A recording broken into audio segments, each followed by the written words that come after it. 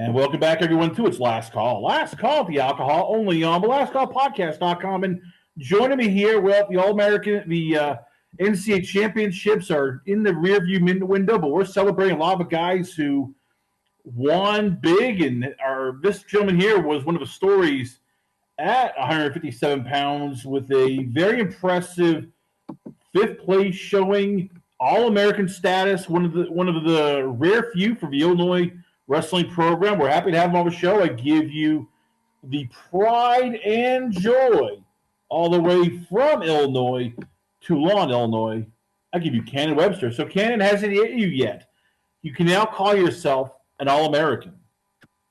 Yeah, it's pretty awesome. I was in that blood rounds last year, kind of stung to losing that, so definitely felt really good to get that done this year. So take us to this year, because it started off with a lot of whirlwind stuff. Your coach gets, unfortunately, let go. Your assistant coach takes over. And for you, it's almost like, well, even though this guy recruited me, we still got to keep going forward. How did you deal with it? Like, how tough is it when the guy who brings you in leaves and you still have to keep on going? Yeah, it was definitely pretty challenging. Like one of the main reasons it was challenging is we were kind of left in the dark a lot, So we basically they came in, they announced it to us, and they announced it to us about the same time that they made the press release.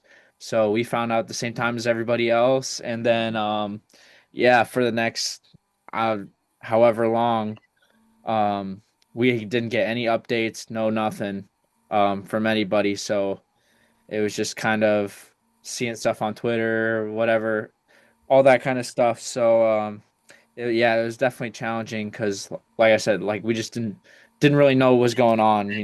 So we didn't know if he was coming back. We didn't know if he was getting fired or coming back or what was going to end up happening. But yeah, I think a, a lot of the guys stepped up, especially like our senior leaders, our coaches that um like Coach Hunter stepped up, all the senior leaders stepped up. They did a good job just keeping us all focused and just reminding us that it doesn't matter who the coach is or what happens. The goal is to go and have a good tournament in March. So for you, what changed from last year to this year? Like, what was there a different mindset? Did you make adjustments? Like when you look back, how much do you feel you grew? Forget about the placing, just overall as a wrestler from last year to this year. Yeah, I think last year I would say like I realized a lot of things that I had to work on in folk style to get better. Like my top and bottom wasn't very good. I wasn't attacking near as much. So yeah, just kind of like fixing those things up, and then I think like going up a weight class helped a lot. I was cutting a bunch of weight at 149, so that didn't help me any when it came to it at the end of the year. So yeah, just kind of all those things together, just learning some new techniques, getting some more offense, getting better at bottom, and then moving up a weight. I feel like those are some of the biggest things that helped me from last year to this year. So take me to the moving up, because it's a double edged sword. On one hand, yeah, the weight cut's not as bad. You're taking on bigger, stronger guys because they're now walking around at 175 pounds, 180 pounds, cutting down to 157. So for you, what did you and the team do to sort of, okay, we're gonna bulk you up so that the weight cut's still not bad, but you're putting on more muscle mass and getting used to guys who are going to be naturally bigger than you. Yeah, I think I honestly like didn't even really have to do much bulking. That was just like how big I was for 149. I think the kind of after the season last year, just me and the coaches both kind of knew like, hey, we got to go up to 157. That's where you're going to be. Just you're going to feel a little bit. You're going to feel way better. It's probably your more natural weight. Way less of a weight cut. I mean, I was probably like even wrestling 149 pounds. I was still probably in the off season walk around at 70, 75. So like I was a huge 49 pounder. So. Um, yeah. just get to cut 8 less pounds at 157. Feels way better. And mentally, I'm guessing for you, it was just like a relief. Like I don't have to have the weight cuts. I don't have to be in that dark place where it's like the last 2 pounds you can't get rid of unless you are like sitting in a sauna, spitting, doing everything you can. Like Yeah. mentally, how much better was this year for you? Where it's like, okay, I don't have to worry about the cut. It's not as brutal, and I can just now focus on improving on my technique. Yeah, I feel like honestly that was like one of the biggest things. Like last year, it was like every practice was like going in, and you just kind of not that you weren't focused on wrestling, but you kind of had this thought in the back of your head, like, oh, I got to get 3 pounds off, or 4 pounds off, or 5 pounds off this practice to be able to eat tonight, or like be close, whatever, like you're always constantly thinking about your weight versus this year. It's like you get to go in and like you got a smile on your face and you're like, oh, I want to work on this wrestling technique today. And you don't really have to worry about the weight, because yeah, it's complete game changer, and even the coaches were telling me a couple weeks ago, like just they were just telling me how much better my mood's been this year to last year. So Take me to the Shapiro match because that I know for you is special because you wrestled him earlier this year. He wins 2-1, and as I saw it, he loves scrambling. He loves just you think you take him down, and all of a sudden he's just scrambling here, and then he can stand up. And for you, I know it was probably frustrating. Take me to that first time you were up 2-1, 3-1, and you're just like, I have him now. I don't have to worry about him all of a sudden getting ahead. Like I am in control. yeah. Yeah, no, that was definitely one I wanted back. We wrestled early in the season. He's a great wrestler, like you said. He's a really great scrambler. He's pretty tricky on his feet too. He's got some good attacks. So, I remember the first match, like I was in a couple times, got to his legs and couldn't finish because the scrambling. So this time I went back. I worked on more finishes, and this time I was ready. I was gonna finish my scrambles and give myself a lot of opportunities, and um, I think that was kind of the game changer in the match. My coaches were pretty mad at me after, not mad at me, but they they Frustrated, more like it. yeah, they were like, when I was up, whatever. Meyer needed like a takedown to tie the match or whatever, and I just kept shooting, kept shooting, kept shooting, and I just think that was one of the biggest things was I was going to make sure I was taking attacks and giving myself opportunities. And he's a great scrambler, but if I get to his legs 100 times, I'll finish three of them, So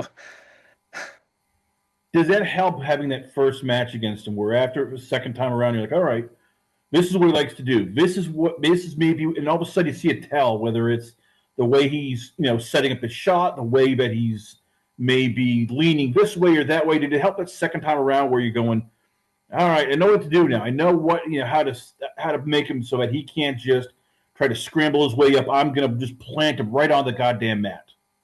yeah, for sure.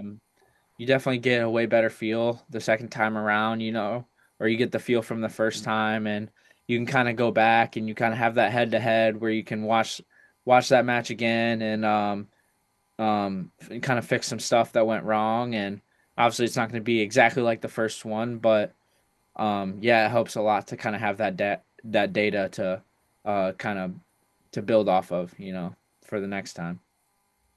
Toughest part about this tournament is it's you win a match and you got to forget about it right off the bat because hey, you've another match, you've been another match. If you lose, hey, you still got to forget about that and you got to. How do you deal with that? Because I'm guessing you're on a high after you beat Shapiro. You're sort of pissed off when you lost to Ontrell Taylor. You're like, God damn, I should have had that here.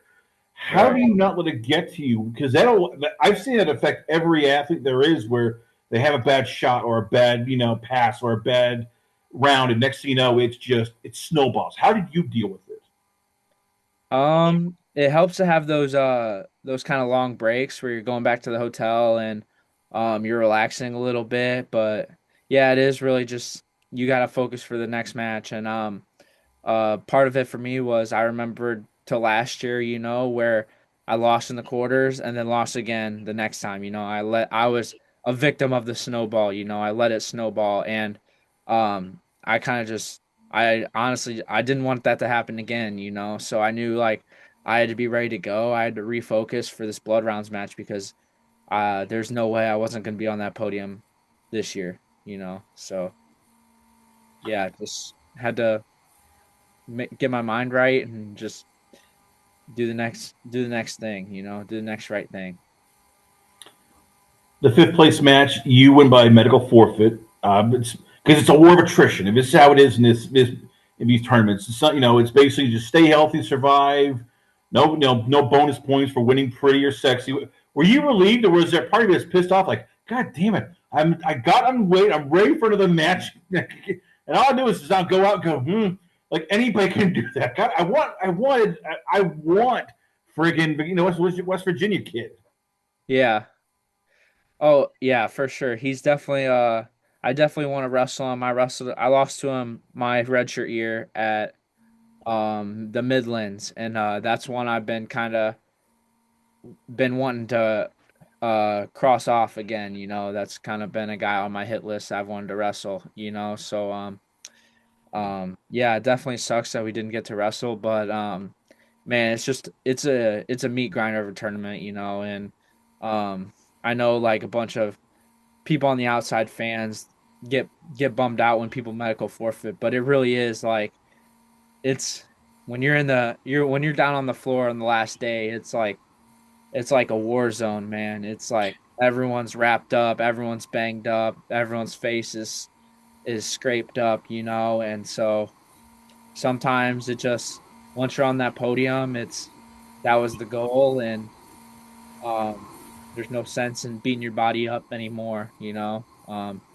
You accomplished what you wanted, and that's all right, you know. So yeah, I don't I definitely wanted that match, definitely wanted to wrestle that match, but there's hard feelings, no sour feelings towards it, you know.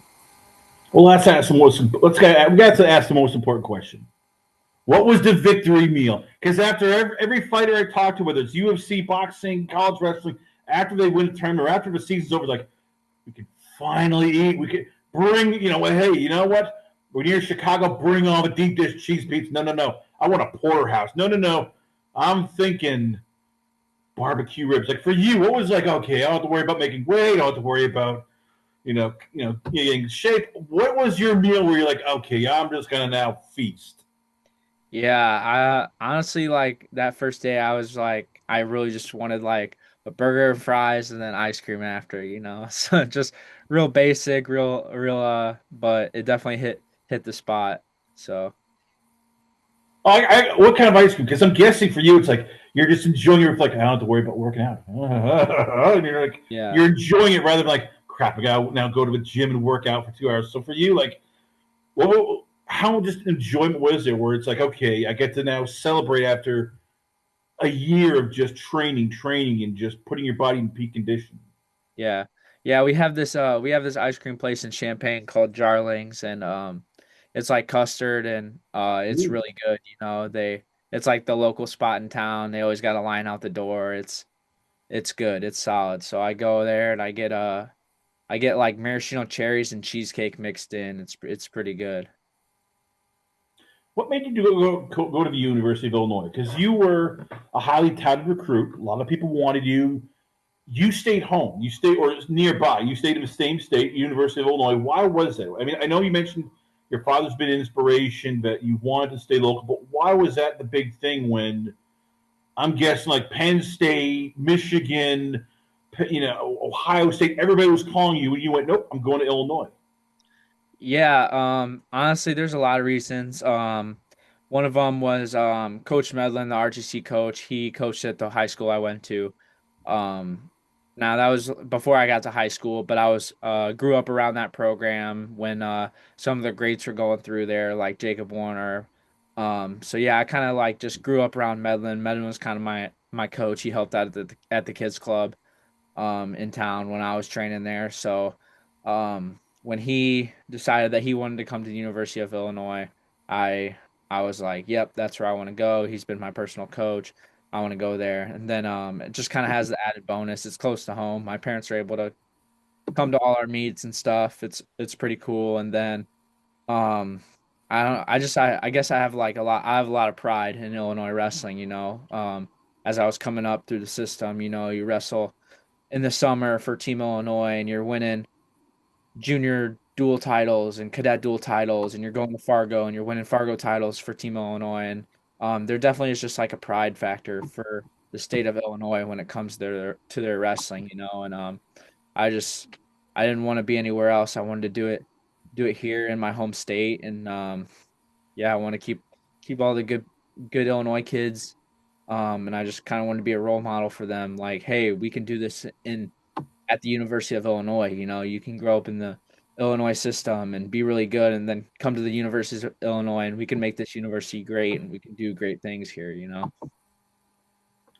You're in the Big Ten, which means it's Penn State, it's now Nebraska, it's Michigan, Ohio State. You got Iowa. You took 15th place in the NCAA championships, which is higher than a lot of even power programs in the East Coast, the West Coast. You're an All-American. I know you guys had a winning record this year at 5-3 in the Big Ten, 12-5 overall. How much pride do you guys take in that, considering, as you said, coach gets let go mid-season. It's the Big Ten. It is, but there is no like cupcake match. You had wins over Rutgers, wins over Indiana. Like, how much pride are you guys taking about no matter what happens, you guys roll with the punches and still thrive? Yeah, it was definitely like that season. What we were able to make of it was awesome. You know, I think looking back, we definitely wish we could have gotten wins at. I think we were right there. We could have won with Michigan. You know, we could have beat Michigan, could have beat Minnesota. You know, had a couple starters out, but I know like that was just a challenging season for us with everything that happened, and just to be able to stay focused and to manage 5 wins and to keep, you know, place top 15 in the country. You know, that's really big for us. You know, and I know the coaches were expressed their gratitude to us for kind of sticking with the season because they know like after everything that's happened, we could have had a way worse season. You know, just so yeah, just credit to all the guys for staying focused and you know carrying on. You know, we did a great job, and I know it's only up from here. You know, we definitely I think the hope was to do a little bit better, but there's still a great season overall. Why do you love wrestling? This is not a sport that you play, as they say. You wrestle. It's not like football, basketball, baseball, where you go play it. There's not like $4 million of NIL money coming your way, unfortunately. Hopefully there is, but your body goes through, as you said, you had to cut weight, sometimes even have your body pulled in different directions. There's mat burn, cauliflower ear. There's days where mentally you are just pushed to your limit. You still wrestle. I mean, been doing this for a long time. Why? What is it about this sport that Kannon Webster just looks and goes, I can't get rid of it. This is in my DNA, God damn it.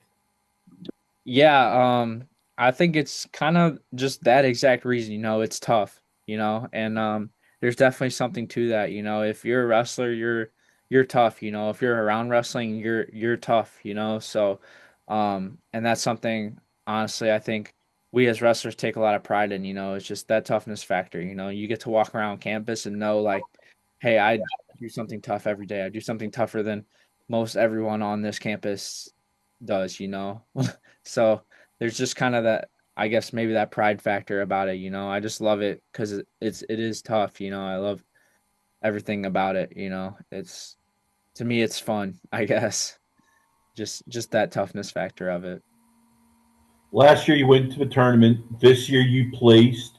Both losses were by combined 8 points, or sorry, 7 points. I'm guessing you're looking back on, I had Taylor, I had Duke. So what's next? Like when you look back at this season, like what do you want to improve on for yourself next year, where you'll be a year stronger, year wiser, and healthier? Yeah, I think just I mean it it was close, right? My losses were close, so that just tells me like there's just it's just little things, you know. Little things I got to go back and fix, you know. If I could finish a single leg more effectively. I was in on Taylor in that match maybe 4 or 5 times and couldn't finish. And hats off to him. He's got great defense in that position, but that's something I'm going to go back and work on. If I can finish single legs, I was in on his leg 4 times.